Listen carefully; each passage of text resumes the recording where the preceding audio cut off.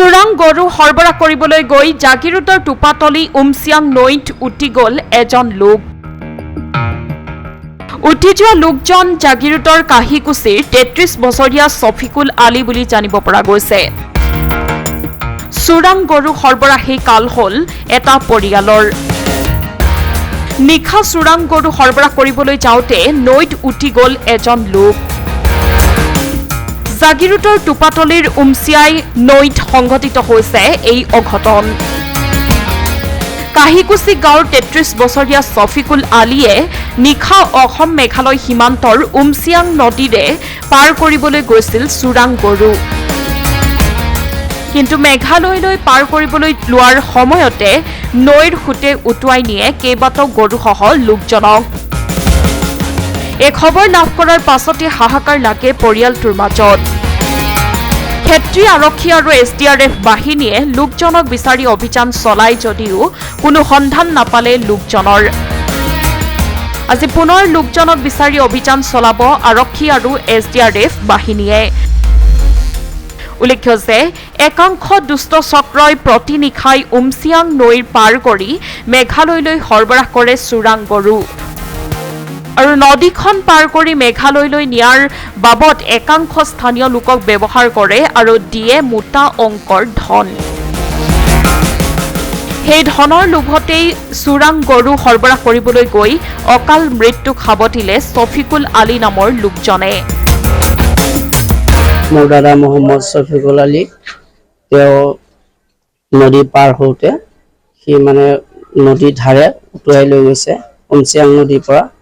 যদি কোনোবাই অনুসন্ধান পায় তেতিয়াহ'লে আমাৰ মোবাইল নাম্বাৰ 7896755972 নাম্বাৰ যোগাযোগ কৰে যেন এই আপোনালোকৰ ওচৰত আমাৰ বিনতি থাকে।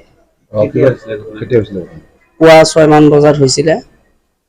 6 মান বজাৰ পৰা আজি আমাক খেতি আৰক্ষী থানাই বহুত সহায় কৰিলে। সহায় কৰাৰ ভিতৰতো আমি আমাৰ দাদাক নাপালোঁ। নোপোৱাত কালি পুৱা আকৌ তেখেতসকলে আমাক যোগাযোগ কৰি কিনে আমাক দাদাক বিচাৰত সহায় কৰিব বুলি আমাক প্ৰতিশ্ৰুতি দিছে। এয়া আপোনালোকৰ ওচৰত আমাৰ সিহঁতে নদী পাৰ হৈছিলে। সেই সময়তে পানীৰ ধাৰটো বেছিকৈ আছিলে, ধাৰে উটুৱাই নিয়া বুলি আমি গম পাইছোঁ।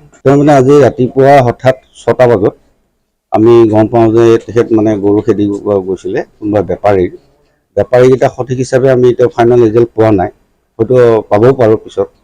কিন্তু সি গৰু খেদিব যায় এনেকুৱা মৃত্যু হোৱা বুলি আমি গম পাওঁ।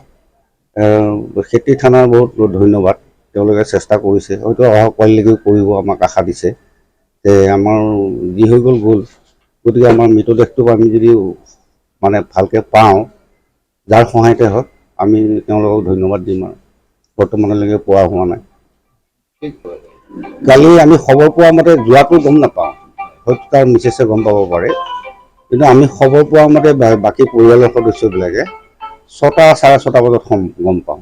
ঘটনাটো কেতিয়া শুনা? ঘটনাটো ৰাতিপুৱা 6টা বজাৰ 6:30 বজাত আমি ৰাতিপুৱা আজি গম পাওঁ আৰু সেইখিনিয়ে। গৰুটো চাগে মেঘালয় হ'ব পাৰে, কাৰণ এই নদীখনটো মেঘালয় আমাৰ অসম বৰ্ডাৰ। পাৰ হওঁতে যদি হয় মেঘালয় হ'ব পাৰে।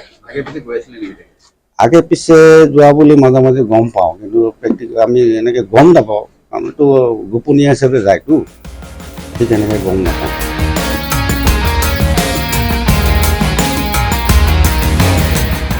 জাগিৰোডৰ পৰা দীপক কলিতাৰ প্ৰতিবেদন, সংবাদ লহৰ।